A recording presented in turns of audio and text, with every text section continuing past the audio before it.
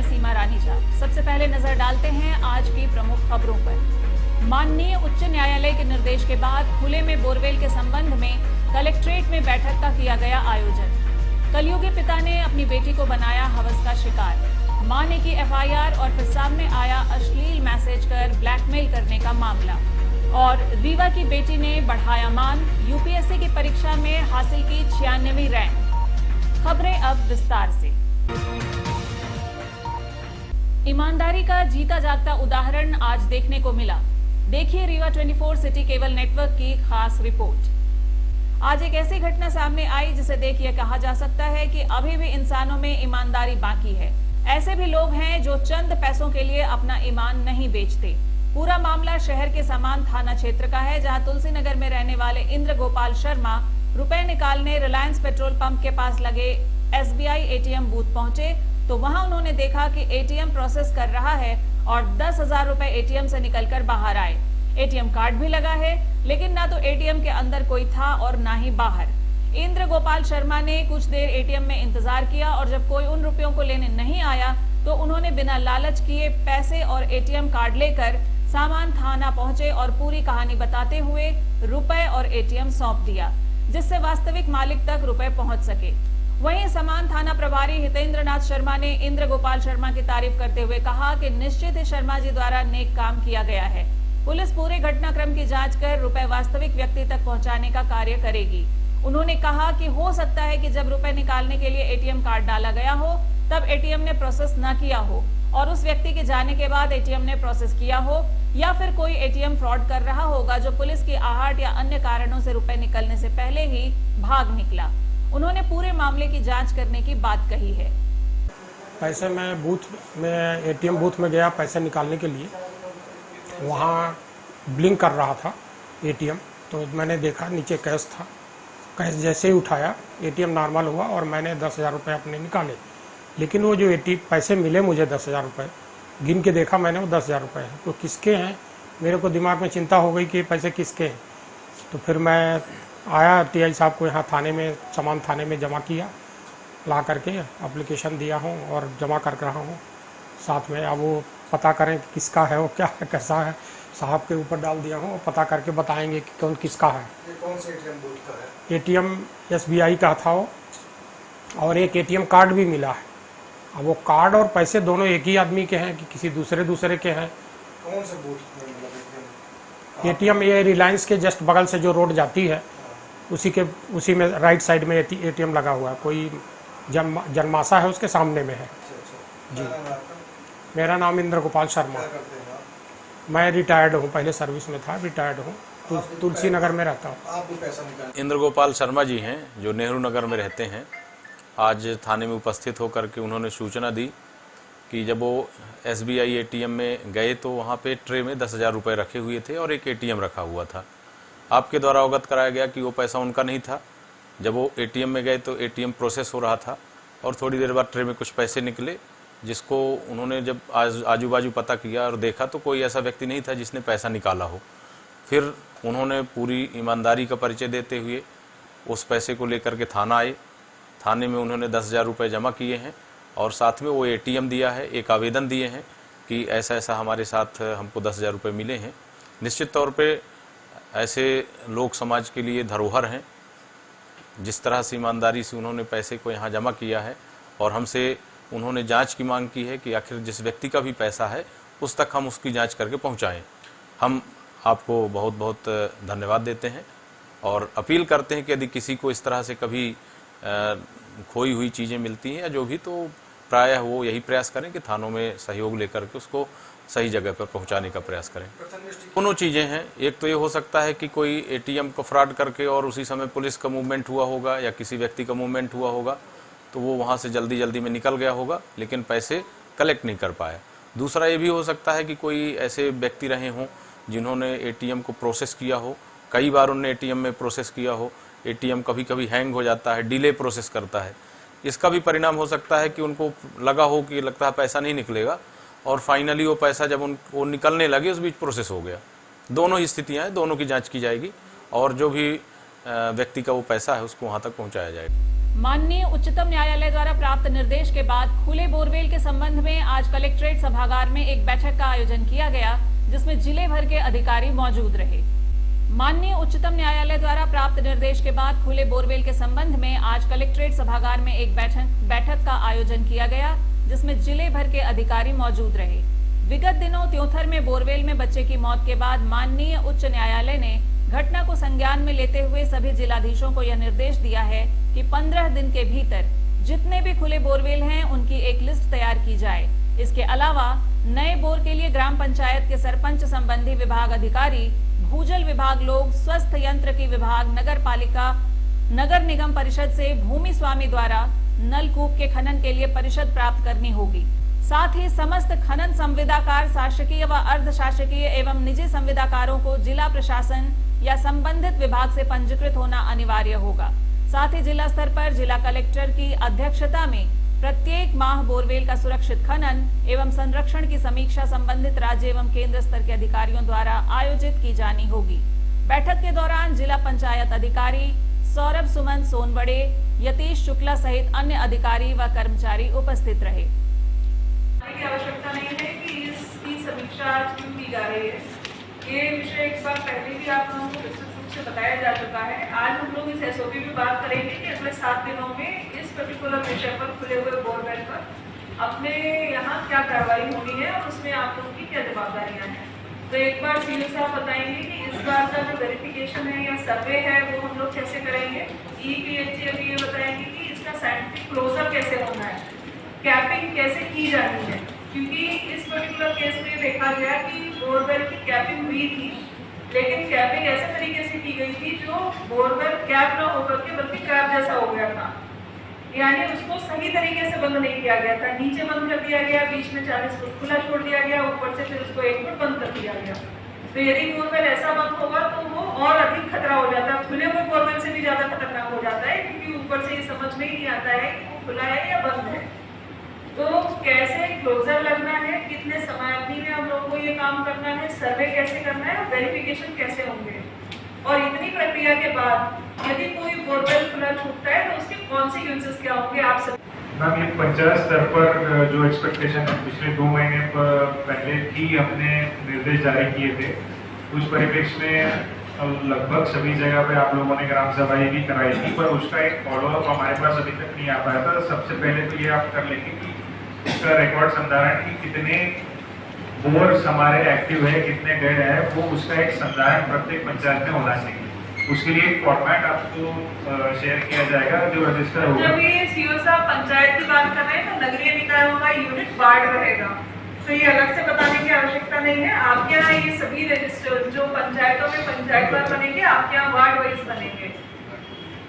इसमें 2 तरह के अपना को डिवीजन करना पड़ेगा। एक तो निजी जो भूमि स्वामी होंगे उनके यहाँ के कितने बोरवेल ट्यूबवेल है उनकी जानकारी, उसमें आपको ये भी लेना पड़ेगा कि कितने लाइव उनके जो चल रहे हैं ऐसे बोरवेल ट्यूबवेल है। ऐसे ट्यूबवेल बोरवेल जो खनन हो गया, ड्राई हो गए, जो अबंडेंट पड़े हुए हैं, उसकी अलग से जानकारी हमें उस रजिस्टर में संधारित करनी पड़ेगी। इस पिछले 2 महीने में आपने कितने और बंद कराए हैं उसकी जानकारी भी और प्रत्यक्ष से संधारित करके यहाँ पर जानकारी देने सप्लाई करते हैं। नए बोरवेल की जो अनुमति होगी उसमें अनिवार्यता ग्राम पंचायत या नगर पंचायत, नगर परिषद से इसकी अनुमति जो भी खननकर्ता होंगे वो लेंगे, चाहे वो प्राइवेट भूमि स्वामी है या जो नगरीय एरिया में बाकी ओवरऑल शासकीय ट्यूबवेल बोरवेल हो रहे हैं उसका रिकॉर्ड संधारण पंचायत लेवल पर और नगर परिषदों में भी अनिवार्यता किया जाएगा। इसमें आपको मौके पर जाकर, जैसे मैंने अभी बताया है, 1 वीक में जो हमें कार्रवाई करनी है, पहली बात तो ये है कि पहले आपको रजिस्टर्स सब जगह पे अनिवार्यता संधारित करने हैं। उस रजिस्टर्स में आपको भूमि स्वामी वाइज जितने भूमि स्वामी होंगे उनमें कितने जगह पे ट्यूबवेल्स बोरवेल्स है इसकी जानकारी आपको देनी है, कितने लाइव है, कितने आपके अबेंडेंट है, उसकी जानकारी आपको संधारित 1 वीक में करनी होगी। उसके बाद हम ब्लॉक स्तर से इसकी जो जिम्मेदारी है वो पंचायत ग्रामीण विकास के सचिव, जीआरएस, राजस्व विभाग के पटवारी और कृषि विभाग के जो लोग हैं हमारे, जो आरईओज होंगे या एआरईओज होंगे, ये इन सभी के माध्यम से होगी, जिसके लिए एसडीएम कोऑर्डिनेट करेंगे और ड्यूटी ऑर्डर भी एसडीएम के यहाँ से ही आप जाए। पत्र में परमिशन लेनी होगी, उसका फॉर्मेट भी डिजाइन है, वो फॉर्मेट भी दे दिया जाएगा और इसको विभाग भी निर्धारित है और वो उनको अनुमति लेना लिखित में अनिवार्य है। जितनी एजेंसी रीवा जिले में कार्यरत हैं वो सारी एजेंसी रजिस्टर्ड है, या तो शासकीय एजेंसी है और या तो अशासकीय एजेंसी है।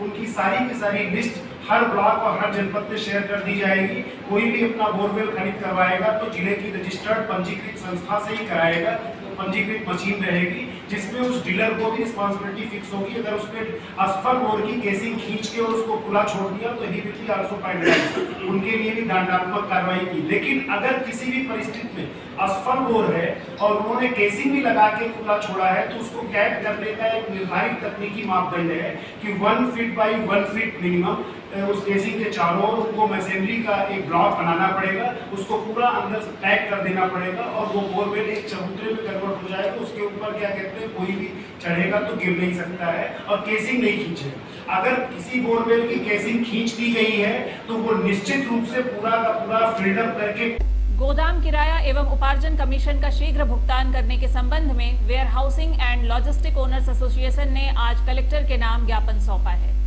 गोदाम किराया एवं उपार्जन कमीशन का शीघ्र भुगतान करने के संबंध में warehousing and logistic owners association ने आज कलेक्टर के नाम ज्ञापन सौंपा है।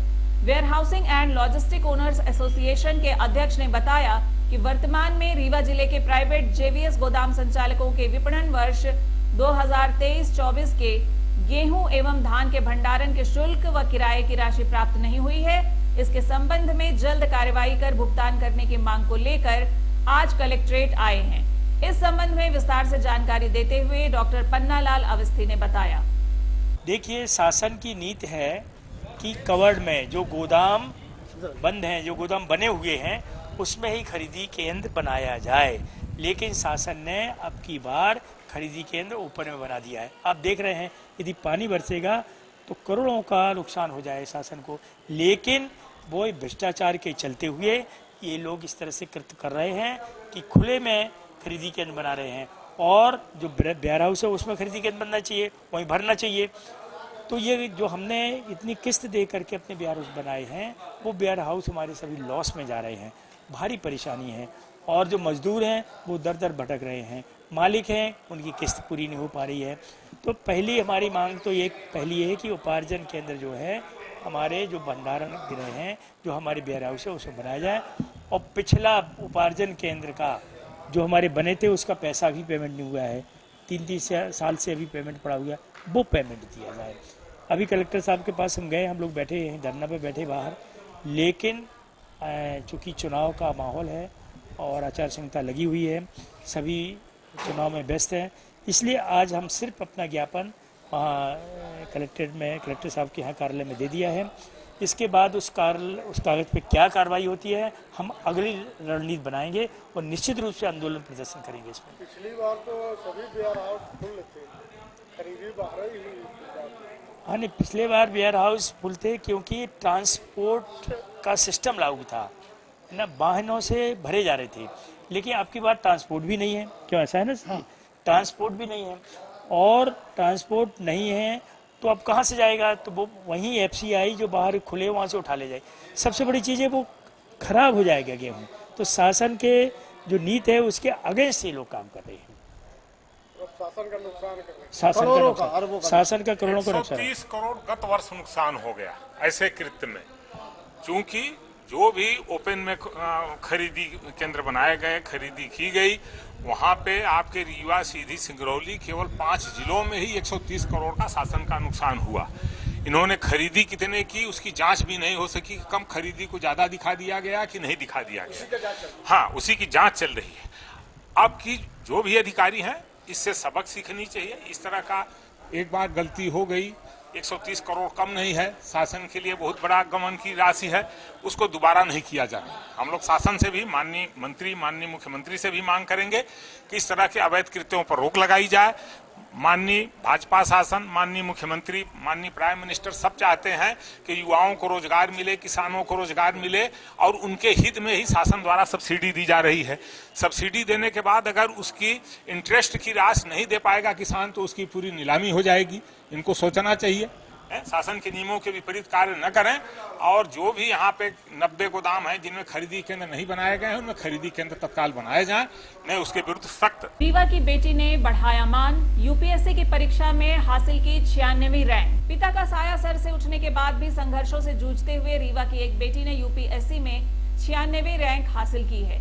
जानकारी के मुताबिक शहर के हेडगेवार नगर निवासी वेदिका बंसल लगातार यूपीएससी में चयनित होने के लिए प्रयासरत थी, जिन्हें तीसरे अटेम्प्ट में ये सफलता प्राप्त हुई है।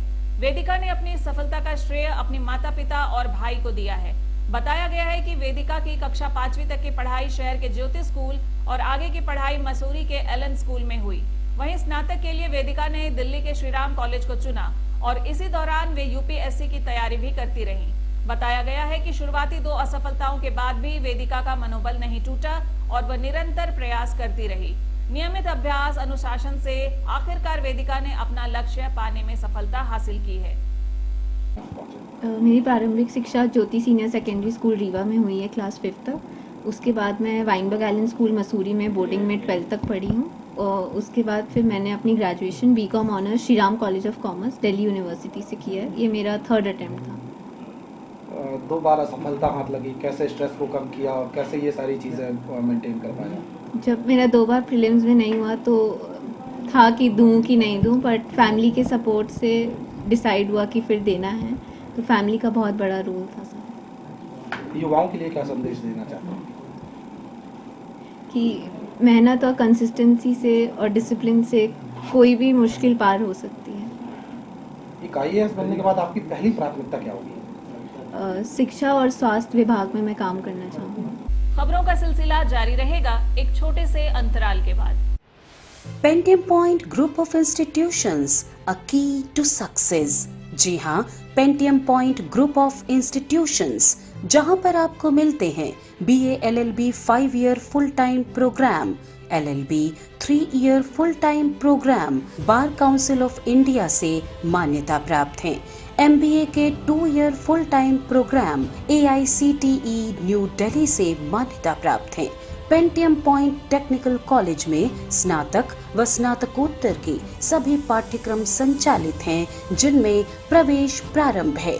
हमारा कॉलेज कोड है P500। याद रखिए, सामान्य वर्ग BPL कार्ड धारकों को शिक्षण शुल्क में छूट व SC/ST OBC छात्रों को मध्य प्रदेश शासन के नियमानुसार छात्रवृत्ति। आप संपर्क कर सकते हैं हमारे हेड ऑफिस में, जो है हेडगेवार नगर रेडियो कॉलोनी के सामने रीवा, और कॉलेज कैंपस में जो है करहिया सिमरिया रोड और हरदी सिमरिया रोड रीवा में। अधिक जानकारी के लिए हमारे फोन नंबर पर संपर्क कर सकते हैं। हमारा फोन नंबर है 07662438035। मोबाइल नंबर पर भी संपर्क किया जा सकता है, जो है 9993208439।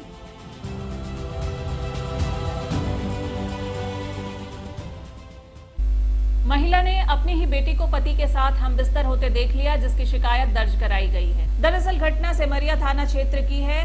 अपने पहले पति को छोड़कर आई महिला जूते चप्पल की दुकान का संचालन करती थी, जिसकी 2 बेटियां भी हैं। महिला ने बताया कि 7 वर्ष पूर्व शिवम द्विवेदी नामक व्यक्ति से उसकी मुलाकात हुई थी। मुलाकात प्यार में बदली और दोनों ने विवाह कर लिया। इसके बाद महिला अपनी 2 बेटियों के साथ उसे युवक के साथ रहने लगी।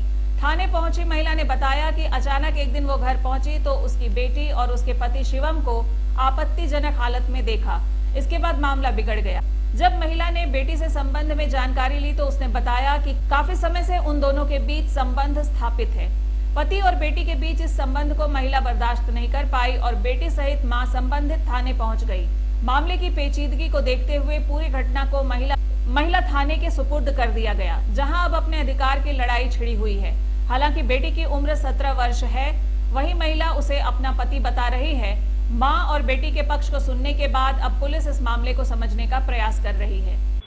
मामला यह है कि हम यहाँ कंप्लेन करने आई हूँ कि शिवम मेरे बेटी के साथ गलत किया।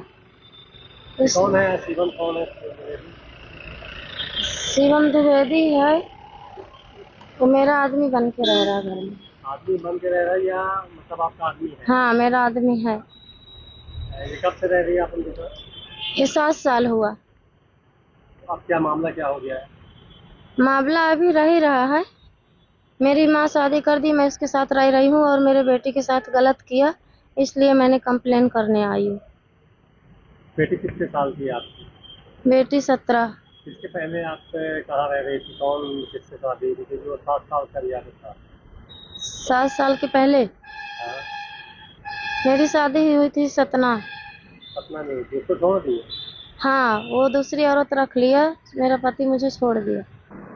सिमरिया थाना क्षेत्र अंतर्गत एक गांव है जहां से मां एवं बच्ची महिला थाने आई हैं, जिसमें बच्ची के द्वारा एक लिखित शिकायत पत्र दिया गया है। बच्ची का आरोप है कि एक व्यक्ति जो उसके घर में आता जाता था, उसकी मां से परिचित भी था और उस व्यक्ति के द्वारा बच्ची के साथ करीब 7-8 माह से लगातार उसका शारीरिक शोषण किया गया है, जिसकी रिपोर्ट बच्ची ने शिकायत आवेदन पत्र दिया है, जिस पर हम FIR पंजीबद्ध कर रहे हैं। ऐसा बताया है कि उसके पति से उसका झगड़ा विवाद था, जिसके कारण पति पत्नी अलग रह रहे हैं। पति को छोड़ के ये सिमरिया में रह रही थी अपने मायके में, तो इस पति मतलब इस व्यक्ति से मां की भी संबंध है, ऐसा मां ने बताया है। अश्लील मैसेज भेजकर ब्लैकमेल करने और पुलिस द्वारा FIR न दर्ज किए जाने के बाद उचित कार्रवाई की मांग को लेकर आज एक महिला SP कार्यालय पहुंची। एक विधवा महिला अपनी और अपने बच्चों के जान की सलामती के लिए पुलिस से न्याय की गुहार लगाती भटक रही है, लेकिन धन्य है रीवा की पुलिस जो जन सेवा और देशभक्ति की कसम खाती है। वो बेबस लाचार विधवा महिला की मदद न कर उससे अपना पीछा छुड़ा रही है। पूरा मामला रीवा शहर का है। नया बस स्टैंड के पास रहने वाली एक विधवा महिला अंजू जायसवाल को बबली वर्मा व उसके पति लखन वर्मा द्वारा परेशान किया जा रहा है। महिला को बदनाम करने अश्लील मैसेज उसके परिवार व रिश्तेदारों को भेजा जा रहा है। साथ ही महिला व उसके बच्चों को जान से मारने की धमकी भी दी जा रही है, जिसके बाद महिला ने थाना पहुंच शिकायत दर्ज करानी चाहिए, लेकिन पुलिस ने शिकायत दर्ज करने से मना कर दिया और ये कहकर भगा दिया कि ये तुम्हारा पर्सनल मामला है, जिसके बाद इंसाफ की गुहार लगाने महिला SP ऑफिस पहुंच न्याय की गुहार लगाई। सर, मैं हर थाना जा चुकी, मेरी कहीं सुनवाई नहीं होती। मैं अभी बिछिया थाना गई तो बिछिया थाने वाले ने मेरा रिपोर्ट लिखने से मना कर दिए और इस मजबूरी में मुझे SP ऑफिस आना पड़ा। क्या घटना हुई? घटना ये है, लखन वर्मा और बबली वर्मा दोनों जन मुझे मानसिक परेशानी करते हैं, उल्टा सीधा मैसेज करते, उल्टा सीधा स्टेटस लगाते। सर, मेरे पास पूरे प्रूफ है और बोलते हैं तेरे घर पे गोली अभी रोड पे चलाई है, तेरे बच्चों को मार देंगे। मेरे बच्चों को मारने की सुपारी भी दिया है लखन वर्मा ने। मेरे 2 बच्चे हैं। ये कौन लोग हैं, कहाँ पे? ये लखन वर्मा बिछिया का है, कुशवाहा है और सिंधी से शादी किया है। बबली वर्मा वो समूह चलाती है, समूह के नाम पे सबको लूटती है। अगर उसको पैसा ना दो तो ब्लैकमेल करती है। फिर हर घर में हर आदमी के बीवियों का नंबर ले, कोई भी मेरे किराएदार आते हैं उनकी बीवियों का नंबर लेके उनको मैसेज करके और उनको बदनाम करती, उनके माँ बाप का नंबर लेती है।